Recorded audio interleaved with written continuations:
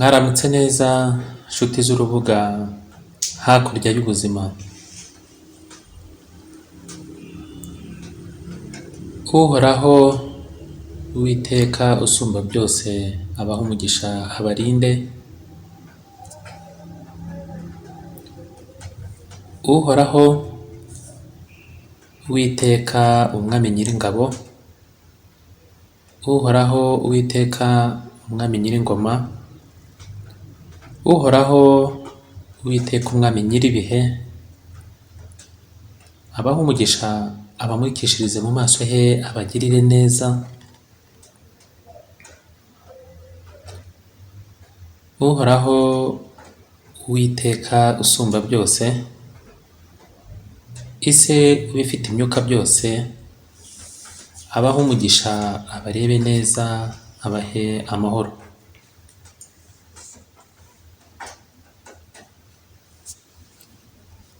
Ndabasuhuje bana b'Uhoraho. Uhoraho abagirire neza mu nzira zanyu zose. Ndabasuhuje namwe bana b'umubi. Uhoraho abagirire neza mu nzira zanyu, abababarire kuko mutarasobanukirwa ibyo murimo.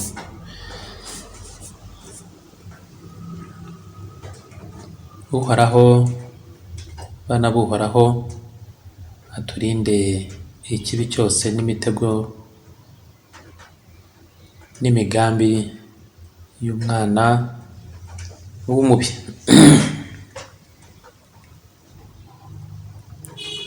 Mu biganiro by'igihe gihise twizemo ikiganiro kijyanye no kwimenya. Twabonye ko arirwo rugendo rurerure rubaho umuntu ashobora gukora.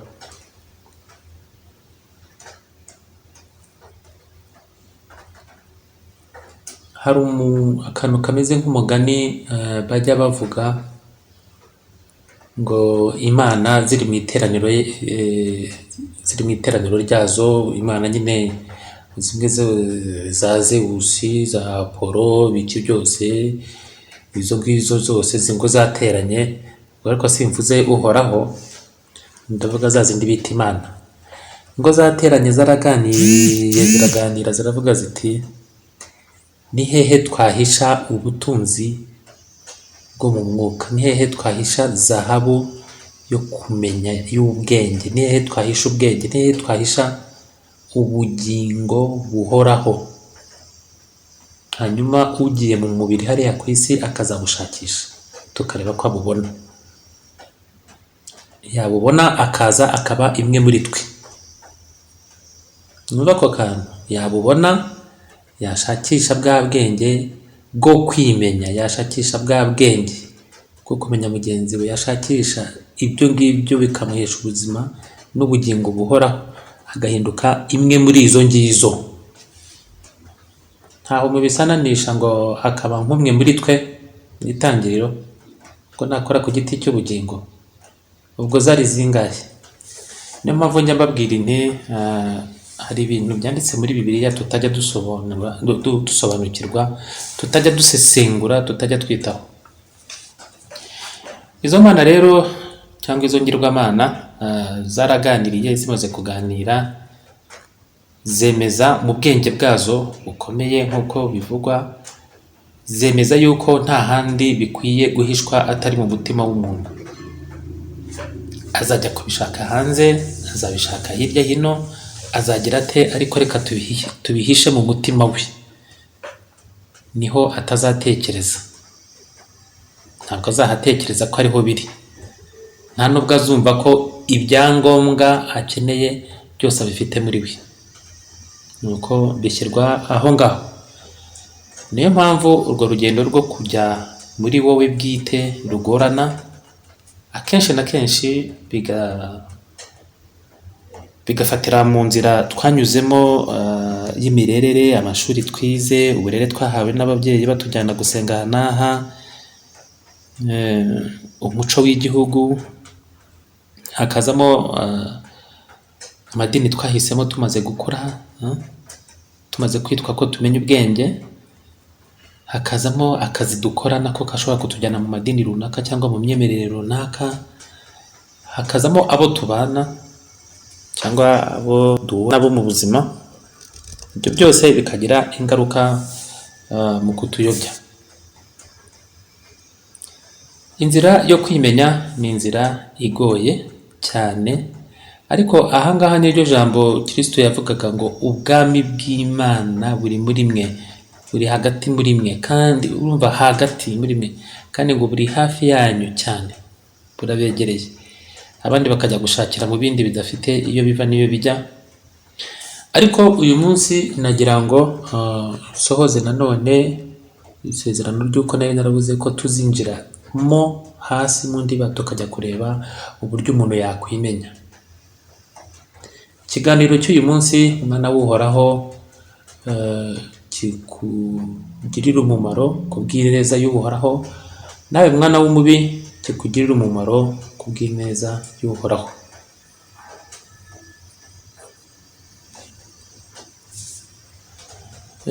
Nawe rero Nsibika Claude, icyo kiganiro kikugirira umumaro, wasiniyawe, wasahaniwe, Uhoraho bigushyiremwo bikugirira umumaro. Kadutangire. Twagiye tuvuga ku kintu cyitwa inarijye. Inarijye nicyo bita ego. Inarijye ariko itandukanye n'icyitwa egoisme, kwikunda. Bitandukanye n'icyitwa egocentrisme. Bitandukanye n'icyitwa egotisme. Bitandukanye n'icyitwa orgueil. Bitandukanye n'icyitwa estime de soi. Bitandukanye n'icyitwa la fierté, n'icyitwa narcissisme. Narcissisme ni ikindi. Hanyuma aya materime nubwo nyavuze mu Gifaransa, mu byihanganire ndi buyasobanure. Uyu munsi ndabahuhiramo bibatembemo neza. Reka turebe ibi bintu. Ntabwo ari ikintu cyoroshye kugira ngo utandukanye ego na egoisme.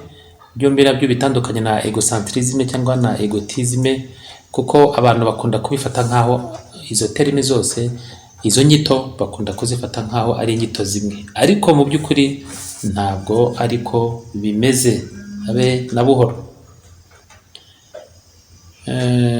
Ahubwo hagati y'izo nyito harimo kwiyerekana kw'itandukaniro izo nyito zifite ubwazo.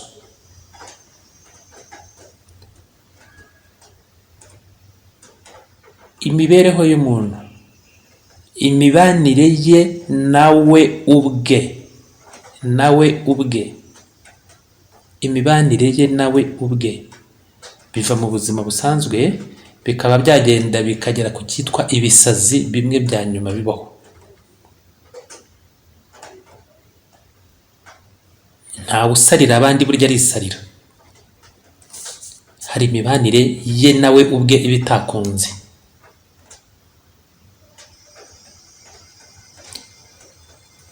Mu nzira ya filozofiya n'iya psychologie ijyanye n'imitekerereze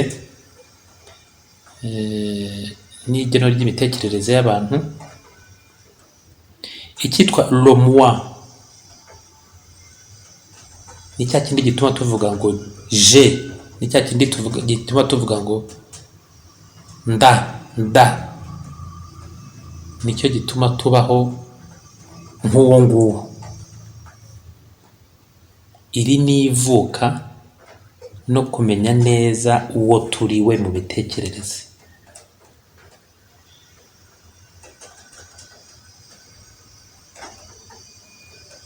Cya kindi gituma uvuga ngo ndashaka, ndagiye, ukumva yuko wowe uri je. Ahangaha ni ivuka, mu mitekerereze no kumenya neza ko wowe uriho nk'ikiremwa mu mubiri cyangwa nk'umuntu. Iyi ngiyi niyo bita inarijye, niyo bita ego. C'est ça notre ego.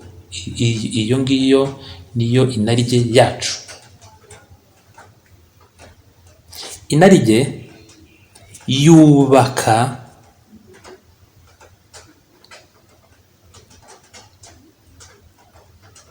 inarijye ubwayo itugize iturimo, yubaka imibanire yacu n'abandi.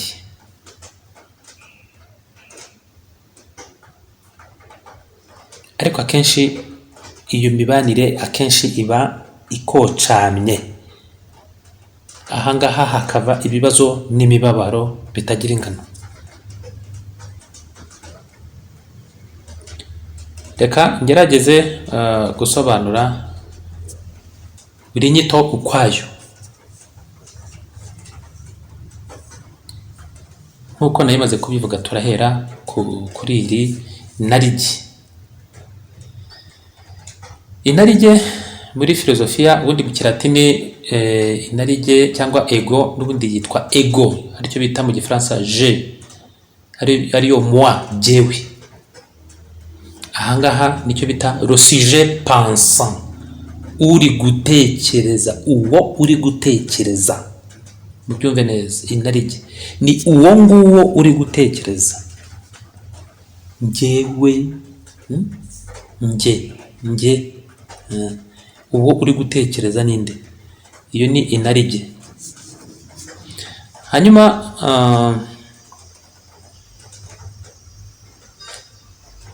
ahangaha nyisobanuye mu buryo bwa filozofiya. None mu buryo bwa psychologie, inarijye ni jewe uko nibona nk'uriho, nk'uhagaze ahantu mu bandi, uwo nguwo.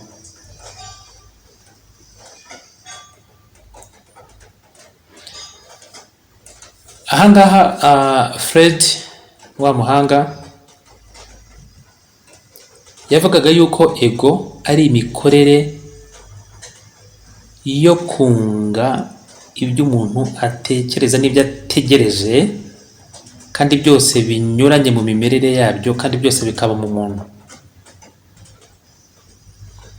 Yavugagamo yuko harimo icyitwa losa, kiriya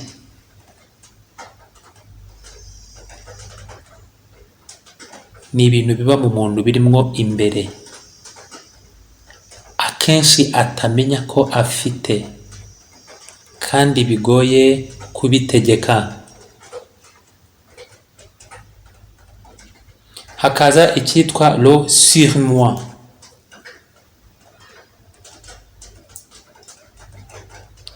iri ni igeno ry'imitekerereze yawe bwite, riva ku mategeko wize cyangwa ayo wishyiriyeho. Ahangaha bikamera nk'umujandarume cyangwa umupolisi ukurimo imbere, ukubuza ibintu runaka udategeka, wajya kubikora akakuza ati have ibyo ntibibaho. Ese barakubona gute? Have ibyo ntibikirazira, uramenye. Ya narijye iteka ihora ishaka igisubizo atari icyo iyo narijye ubwayo yemeye, ahubwo ari ikibanje kwemerwa n'abo tubana muri sosiyete. Icyo abantu bari bwemere nicyo gisubizo. Iyo ni inarijye. Inarijye ituma tubasha kubana n'abandi, ariko nanone yagenda neza igatuma batadutsikamira ngo batwicare ku mutwe, kandi igatuma natwe tutishyira hejuru cyane ngo twumve ko tubari ku mutwe. Ariko aho ikocamira ni hehe? Ihora iteka ishaka igisubizo kitari buyishimishe, ahubwo igisubizo kiri buturuke ku bandi uko bayitekereza. Bavandimwe murambabarira, iki ni igihe cy'imvura kandi ntabwo mfite underground najya gukoreramo ikiganiro cyangwa ibyumba biri insonorize, donc murayihanganira kuko ni n'umugisha. Ibaduheremo nk'uko nanjye irimo kunduheramo, ariko mwumve ibikwiye.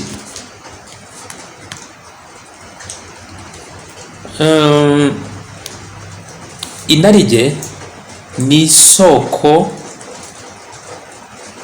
y'uko wiyumva nk'uwiyubaha, nk'uwiha agaciro muri propre yawe, mu rukundo wikunda wowe ubwawe no mu ishema ryawe. Ariko nanone na hahandi ukoramwo muri bya bindi ukoramwo amakosa, cyangwa se muri bya bindi ugiramo ishyari, inarijye ni isoko yabyo. Ahangaha kumva ko hari aho wakosheje ni ibintu bisanzwe iyo ubasha kubitegeka. Nakosheje yego, ubwo nakosheje ibise ndabyihanganira ndiyabura, ntabwo ubashije gutegeka ya narijye yawe. Ariko nubasha kuyitegeka, ikosa wakoze urarireba, okay, nakosheje yego, nakomerekeje uyu n'uyu, ariko uwa mbere nakomerekeje ni njyewe. Kuki nikomerekeje? Iyo narijye utangiye kuyitegeka, ibyo ni byiza. Maze kwikomeretsa nakomerekeje n'uyu, ngomba kumusaba imbabazi. Hanyuma rero hazamo n'ikintu cyitwa jalousie. Nanone burya hari jalousie na jalousie. Hari jalousie iri materialiste, ijyanye n'ibintu umuntu yakambara akantu ukumva urakifuza, ukumva ukamwanga kuko utagafite, ukavuga ko yishyira hejuru, ukavuga iki nuko. Ariko hariho na jalousie ushobora kugirira umuntu. Urugero, niba uri kumwe n'umugore wawe mugenda, mwahora n'umuntu akamukoma mu nkengero z'umubiri, yakoramo amukubisa agashyi, umujinya ntuzamuke muri wowe, hari aho waba urwaye kuko hari n'ibyo uba udahagazemo neza. Rero n'iyi jalousie ijyanye no kuba wafuhira uwo muri kumwe, ntibazababeshye banabuhoraho, ntabwo waba uri kumwe n'umuntu ngo uri kumufuhira umukunda, ariko ukabitegeka.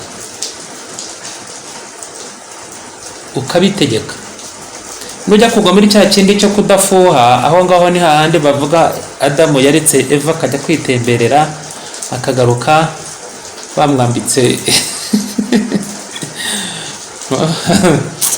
bakazamura imiyaga, kuko ntabwo yari yambaye, ntabwo bazamuye amajipo, bazamuye imiyaga amenya ko yambaye ubusa. Reka twikomereze dasi nishoboye. Muri tereme z'ikinyarwanda muzashyiremo ko bazamuye imiyaga. Noneho rero inarijye ishobora kubaka ikintu kidasanzwe cyitwa egocentrism cyangwa se egoism. Kandi ibi ngibi uko ari bibiri ni uburyo wibona butari bwo, ni uburyo uko wowe wireba, uko wibona, uko wiyakira, bikaba atari byo. Niyo mpamvu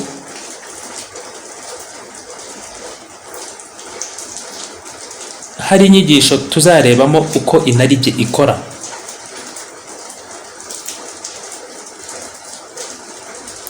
Cyangwa se nanacamo gatoya akuya ngo nzarigarukeho.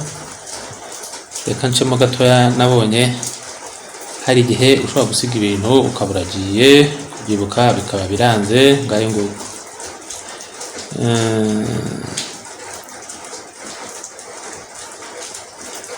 inarijye umuntu wese ararigira, ariko burya inyamaswa ntago zigira icyitwa inarijye. Zibaho uko ziyumva, ntabwo zishyiriraho indangamimerere, ntabwo zigira identite ngo njyewe ngo ndikanaka ngo bityo, ngo iyo narijye ntayibamo. n'uburyo inyamaswa zo buriya zo ziri mu bintu bidukikije, ziri mu isanzure ridukikije, mu biti harimo inyamaswa, harimo iki, ariko umuntu we donc inyamaswa ziri mucyo bita ziri inclus dans le monde. Ariko umuntu we yubaka imitekerereze ishingiye kuri we ubwe nk'uwiha n'irangamimerere rifite uko rimeze, ritandukanye ndetse n'ibimukikije.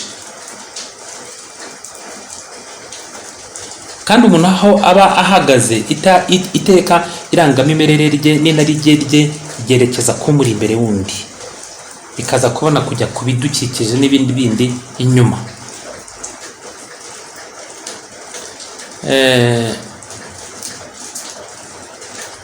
Ahangaha niho dushobora kuvuga yuko inarijye ari ikintu kiba hanze y'isi, niba ariko nabyita, ndetse no ku bantu. Urugero,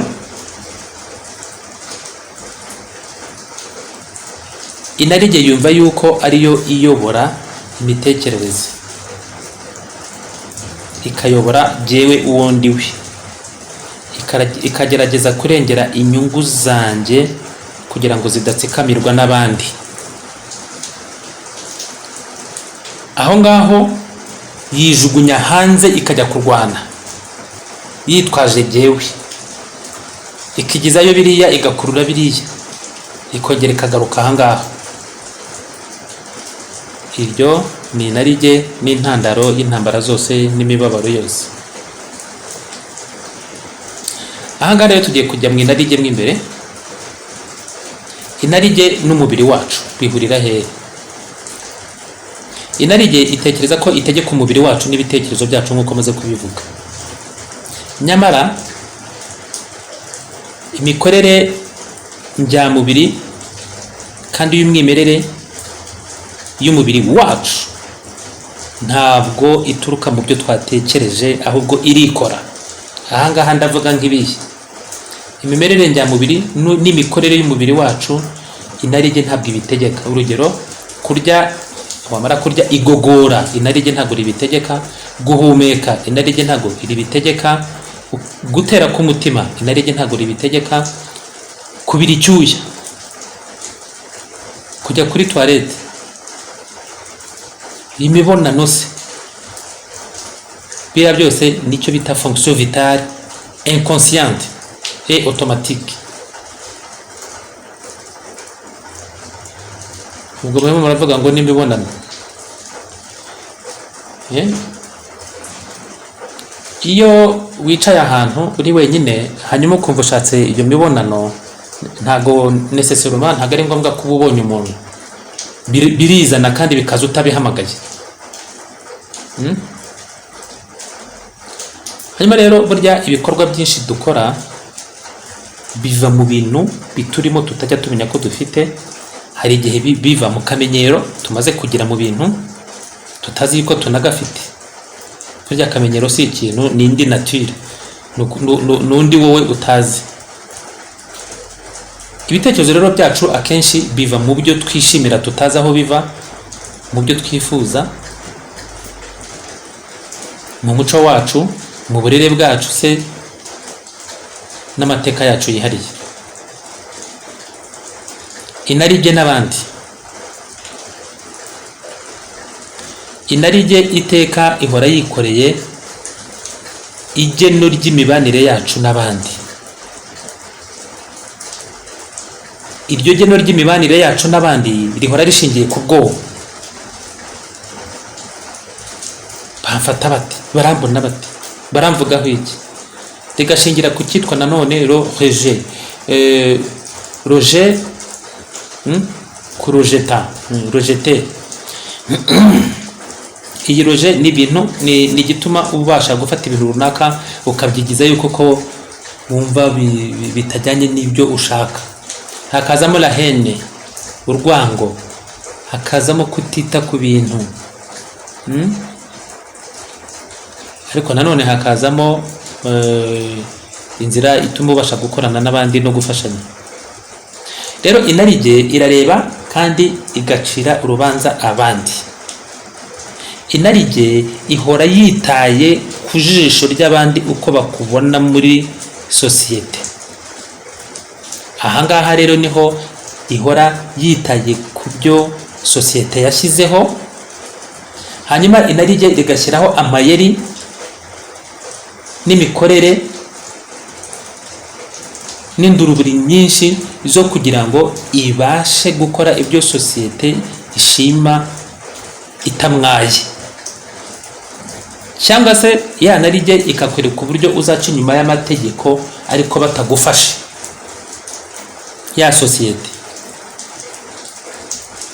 Hanyuma rero ugasanga inarijye iteka ihora ibyara guca urubanza, urucira abandi, cyane cyane nawe urwicira, urucira bariya ugahita nawe urwicira.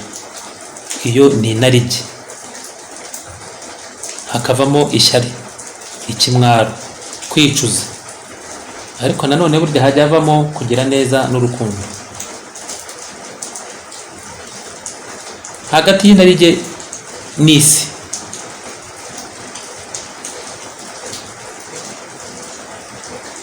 inarijye yubaka inzira yo gufashanya, yo guhagarara ahantu utari bubogamire ku kintu runaka, cyangwa se rigahitamo kugaba ibitero by'ubugome n'urwango kuri ya sosiyete wowe ubamo.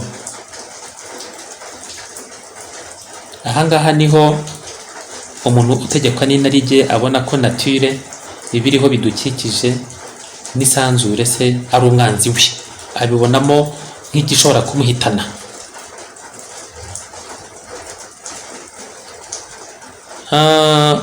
Nari ngerageje gusobanura inarijye ukwayo.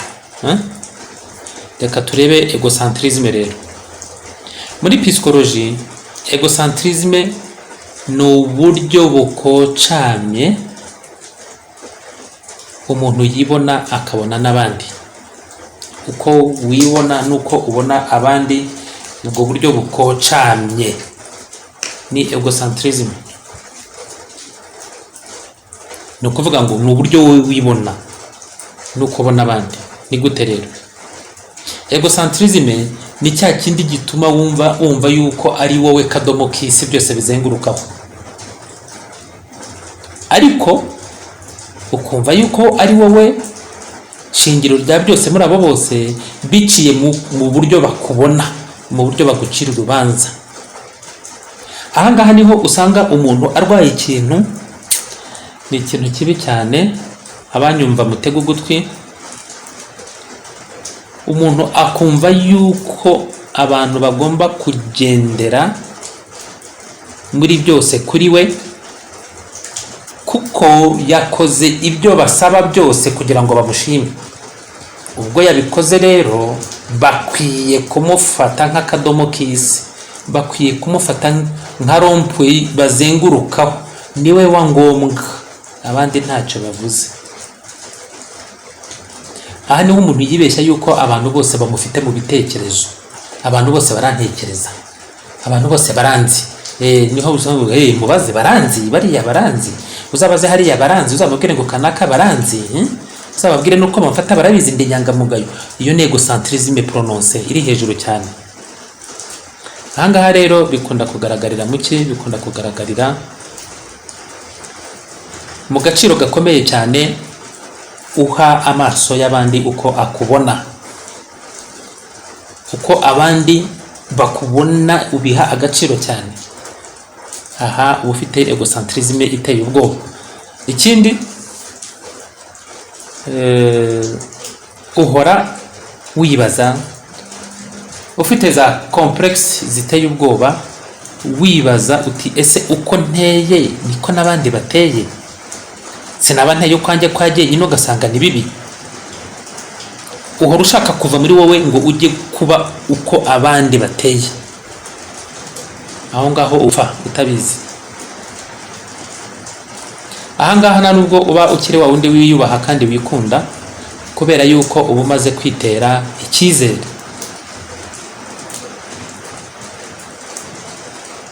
uyu muntu rero, uyu mu egocentrique ntabwo aba yikunda we ubwe, ahubwo yikunda bitewe n'ijisho ry'abandi bamurebye. Uko abandi bamurebye, uko bamufashe, niko yikunze. Ibyo bamujugunyemo by'uko bamufata nibyo akunda muri we. Urugero, ahagaze hano nk'Nsibika Claude, hanyuma bariya bamureba, uko bamurebye, uko bamufata, bati tugufata nk'umuntu mwiza wigisha, umunyabwenge w'iki. Iyo ni egocentrisme. Niyo mpamvu njya babwira nti ntakajye nuza kumbwira ngo ndi umunyabwenge cyangwa ngo ibiki. Ibi ngibi ntabwo nta bwenge bungana gutyo umuntu yagira butava kuhoraho, n'uhoraho uguha ibikwiye mu gihe gikwiye, mu buryo bukwiye n'ahakwiye. Ariko ninjya gushingira kuko muzamfata, nibwo nzatangira nzamura intugu, ijosi ryari rigeze hariya, bariya bamfata gutya, nigira icyo ntazi to ntibikambeho. Mumbabarire ndavumanye, ariko navumaga icyo kintu kibi cyo kwigamika ukigira icyo utari cyo, utazaba cyo, ukigira igikomeye kitari cyo.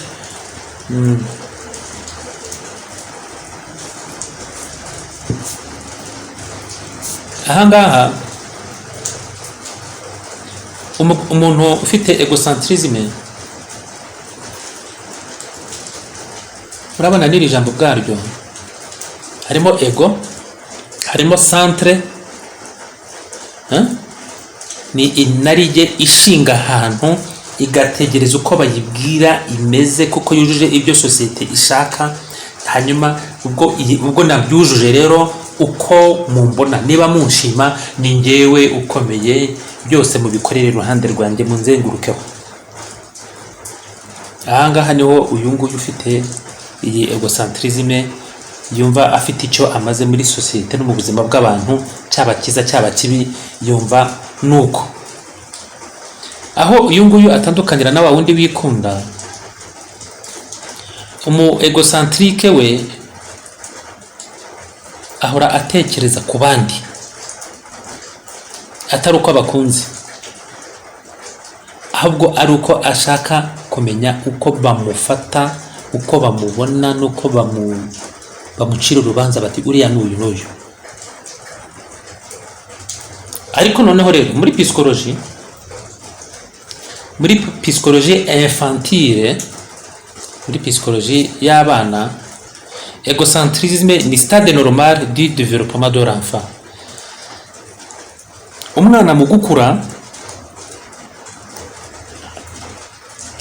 hari ikigero ageramo akagira iyi egocentrisme, niho wa mwana ajya gukora ikintu akabanza akitegereza papa, akitegereza mama, akareba yuko ibyo agiye gukora babishima.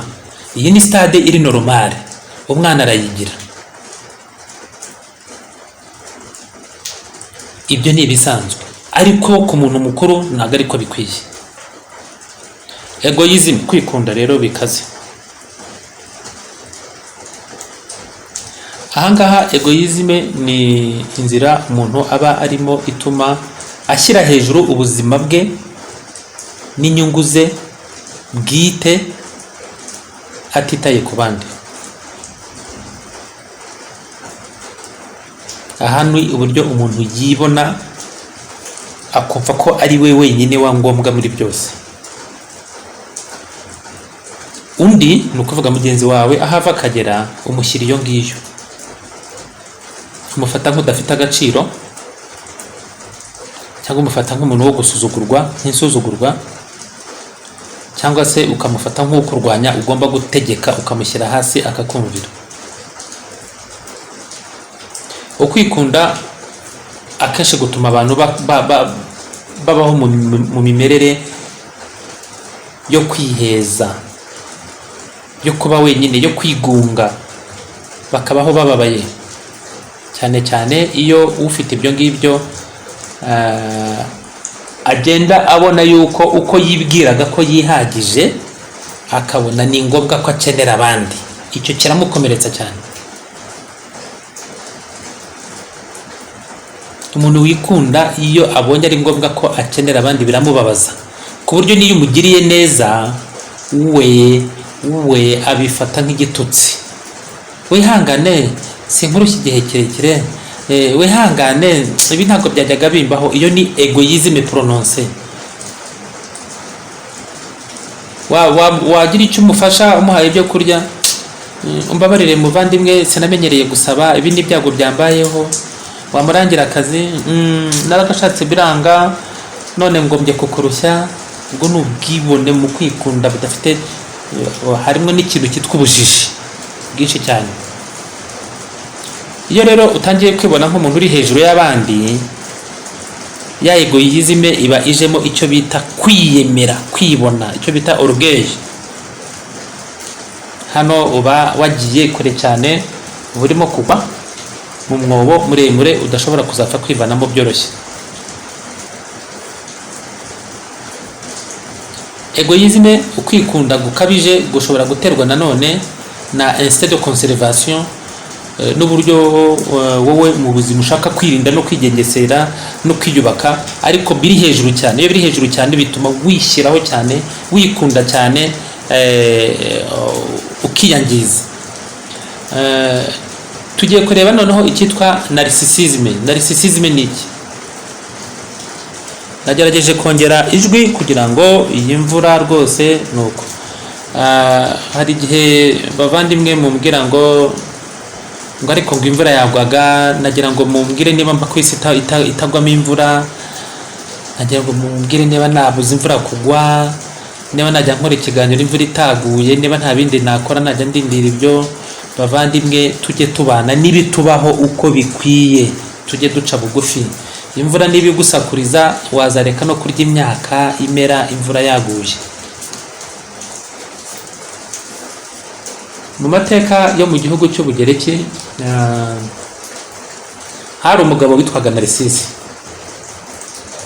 Uwo mugabo Narcisse yaje kwireba mu mazi, abona ni mwiza cyane,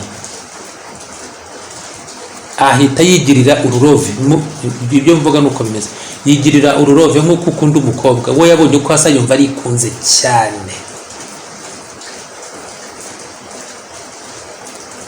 Hashize iminsi agenda yireba muri ya mazi,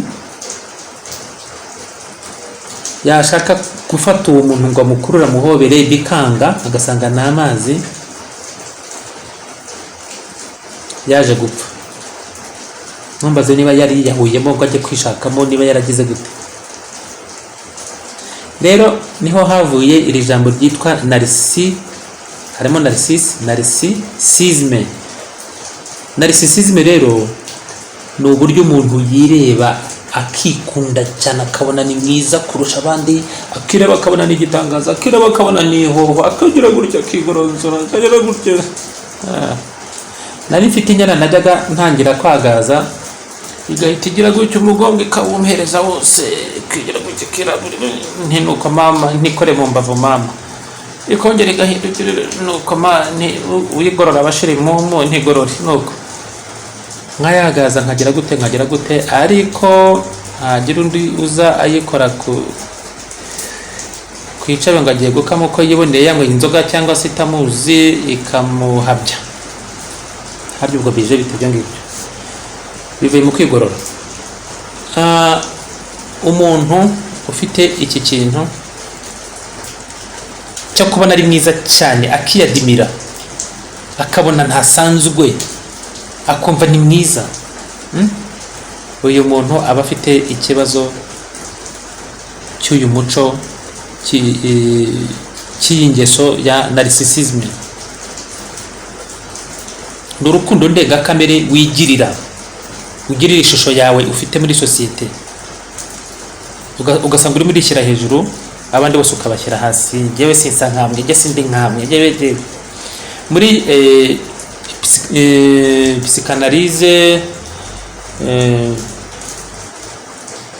bavuga yuko narcissisme iva ku buryo wowe wibona akenshi ukifata nk'igikoresho wanakoresha mu mibonano mpuzabitsina, ukaba wavanamo n'ibyishimo. Icyo nicyo bita perversion. Uba uri impervers,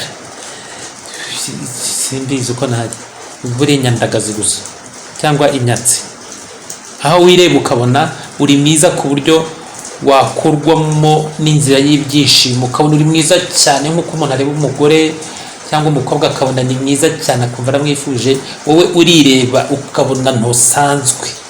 Abo ni babandi bagenda ari abantu b'abagabo ukabona arimo arigira ati ariko zariye intoki zigize, abo ni nabo bavamo abatinganyi, batinganye gusa nta bindi. Tujye ku cyitwa egotisme. Iyi terme ya egotisme umuntu wayikoresheje bwa mbere ni uwitwa Stendhal, ni umusizi yanditse cyitwa Souvenir d'egotisme. Icyo gitabo kirahari. Ahangaha bavandimwe, egotisme ni kwa kundi umuntu yijora akiyanariza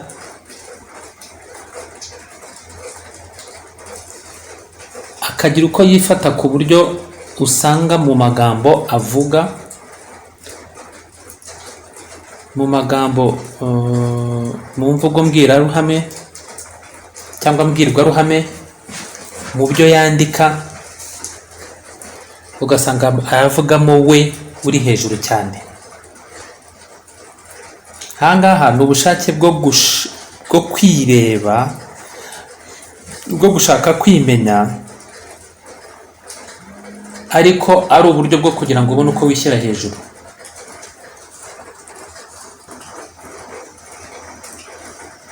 Ahangaha byakunze kugaragara yuko umuntu ufite iki kintu cya egotisme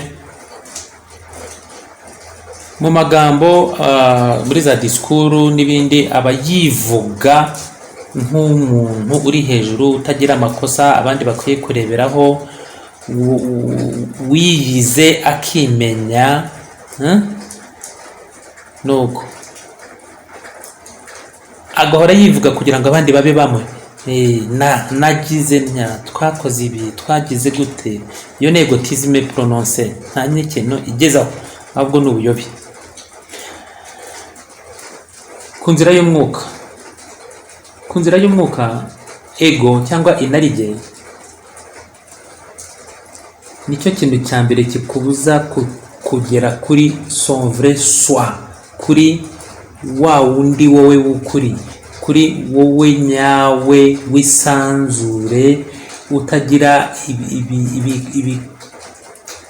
utagira inzitizi zigutega na bya birantega, wowe uhoraho nk'umwana w'uhoraho, wowe utagira iherezo, wowe utagira umupaka.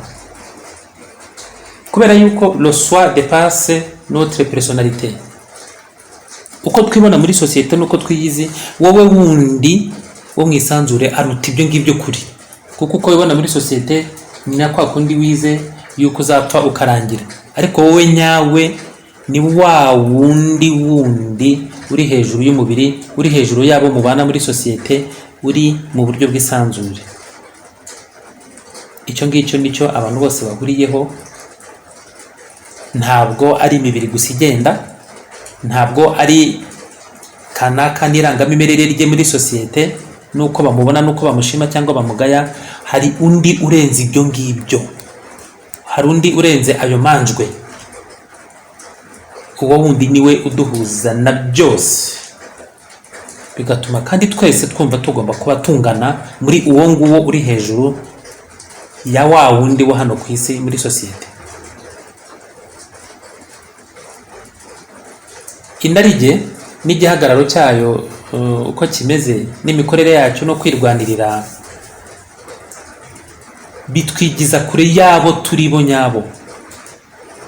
Gusa ntabwo ushobora kwica inarijye yawe burundu, kuko mu bantu wahita urangira. Mu bantu gute wishe inarijye yawe? Ubwo mu gitondo wabyuka ukumva no kwambara ntibikiri ngombwa, ukumva no gukaraba ntibikiri ngombwa, kuko gukaraba biva mu narijye. Reka nkarabe nse neza nisige bambone nuko muri sosiyete wapfa kandi ugikeneye kwaba hari inarijye ubasha gutegeka kandi riri hasi cyane ku kigero cyo hasi kugira ngo ubashe kubana n'abantu. Ariko ubashe kubana nabo udahindutse igicibwa, udahindutse iki, ukagira uburyo ugenda muri ya narijye utegeka, uyobora, ubwira rigatuza. Ahangaha niyo mpamvu inarijye ntabwo ukwiye kuryica ngo rigushingukemo, ahubwo ukwiye kuryanariza, ukwiye kurisesengura ukaryumva icyo ari cyo. Ahangaha niho bavuga ngo la connaissance de soi est le chemin de la libération. Ubwenge bwo kwimenya uwo uriwe niyo nzira yo kubohoka.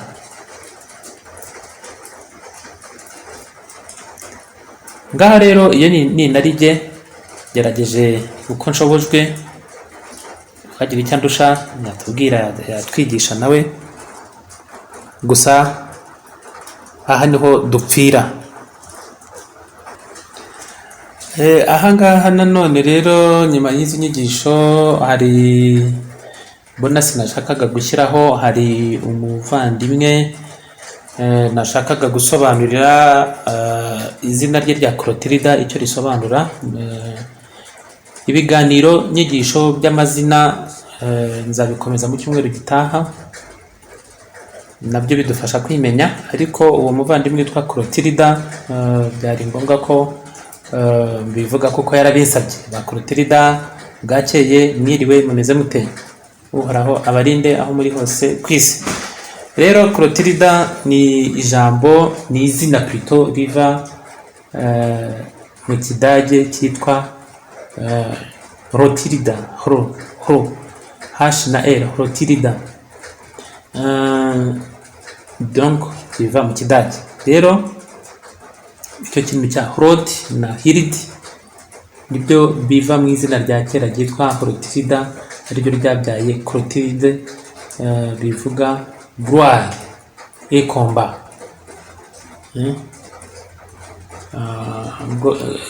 Gloire mu kinyarwanda ndabyita ngo kibi bahebanje, noneho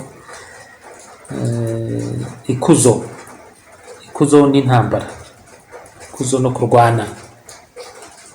Ariko hariho na mutagatifu kazi Clotilda. Itariki 4 z'ukwezi kwa gatandatu nibwo habaho umunsi mukuru wa mutagatifu Clotilda, wari umugore w'umwami Clovis, umwami w'Abafranc. Akaba Clotilda yaranamushyize mu gikirisitu. Mutagatifu Clotilda rero yari yaravutse mu mwaka wa 465, akaba yizihizwa nk'uko nabivuze ku itariki 4 z'ukwa gatandatu na Kiliziya Gatolika ya Roma. Ariko muri Eglise Orthodoxe bo bamwizihiza itariki 3. Clotilda rero ni version féminine, ni Clotilda muri masculine cyangwa mu nzira y'abagabo ni Clovis, ni izina rya kera cyane, kuko byagizwe n'umugore wa kabiri w'umwami Clovis, ni umwami w'Abafranc. Uyu nguyu yari umwami, yari igikomangomakazi cy'umwami witwa Chilperic wa kabiri. Clotilda rero yavutse mu mwaka wa 474, ntabwo ari wa wundi wo muri 435, oya, ni mu mwaka wa 474 cyangwa 475. Hanyuma aza kuba umugore wa Clovis muri 493. Yari umukirisitu cyane ku buryo yigishije umugabo we, amuhatira kujya mu gikirisitu. Nuko umugabo we aza kubatizwa muri Gatolika kuri Noheli yo mu mwaka wa 496 cyangwa se 499. Abo bakirisitu babiri rero, uwo mwami n'uwo mwamikazi we, nibo bubatse bazilika yitwa Sainte Geneviève i Paris, ari naho uwo mwami Clovis yahambwe mu mwaka wa 511. Umugabo we amaze gutanga cyangwa gupfa, duze haratangaga abami b'u Rwanda. Clotilda yagiye kuba ahantu bita Saint Martin de Tours, aho yaguye mu mwaka wa 545. Ni nawe wubakishije kuva yitwa Couvent Royal des Andelys muri Abbaye ya Saint Germain d'Auxerre, n'inyandiko yakozwe ikorewe mutagatifu Saint George ahitwa Chere.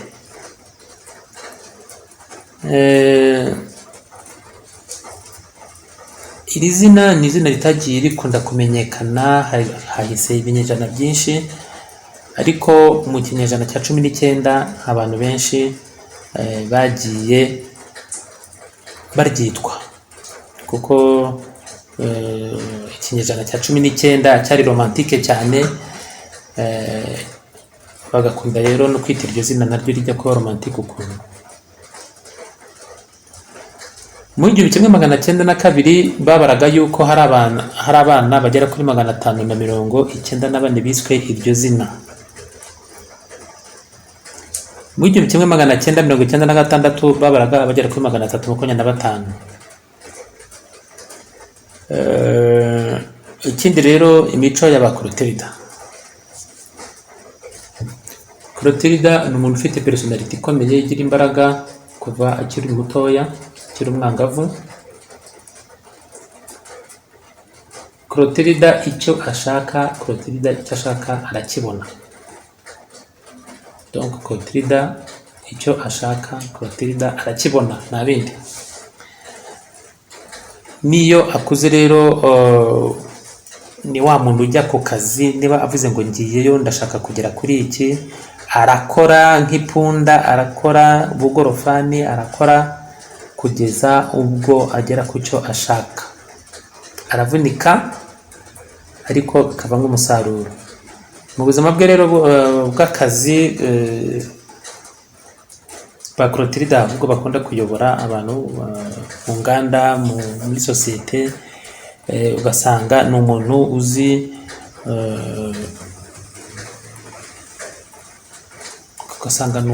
uzi guhosha amakimbirane mu bakozi, hahandi ibintu byananiranye ugasanga ahacanye umucyo.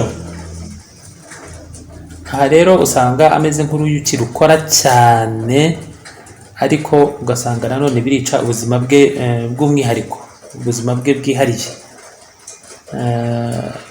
Clotilda akunda kuvugisha ukuri kandi agira imbaraga zo kubasha kumva abantu icyo bamubwira.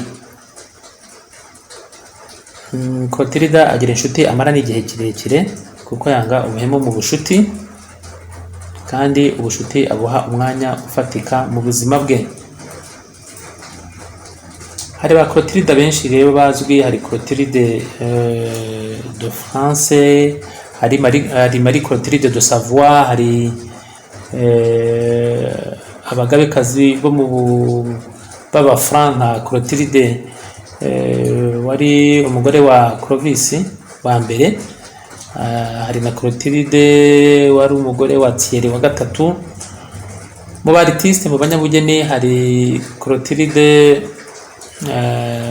Courreau na Clotilde Hesme, Clotilde Joanno na Clotilde Mollet, Clotilde de Bézère n'abandi. Clotilda sinye astrologique nk'iryo zina ni Gémeaux, ibara rye n'umuhondo, umubare w'amahirwe ni 5, pierre précieuse ibuye muri lithothérapie ni ambre, métal ni mercure cyangwa argent. Kandi Clotilde ntabwo akunda gukundana n'abantu bafite amazina atangirwa na da. Uwo yari Clotilde. Ngaho rero bavandimwe, nari ngerageje kubereka uwo Clotilde ari we. Ibiganiro bijyanye n'amazina n'ibisobanuro byayo mu cyumweru gitaha turongera tubisubiremo, n'ikindi tuzasubiremo no mu nzozi, byose tugenda tubijyana gahoro gahoro. uhoraho abaha umugisha abarinde.